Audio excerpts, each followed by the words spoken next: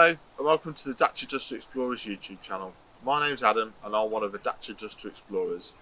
In these videos you'll see myself and other explorers driving green lanes, commonly known as the hobby of green laning. Some of these lanes can be easy, some can be incredibly difficult if not dangerous, but all offer a beautiful feeling of escapism. If you have any doubt about the green lane you're driving, get out and walk the lane first, making a mental note of places to turn around if needed and thinking about strategies to overcome difficult sections, because reversing after a failed attempt to get along the lane can be incredibly difficult and very risky.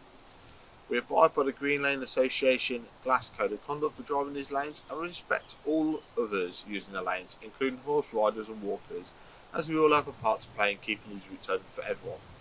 If you're thinking of green laning yourself, please consider joining the Green Lane Association to help fight to keep these lanes open and to help you understand more about this hobby. They also have a Trailwise 2 website which will significantly aid in your planning.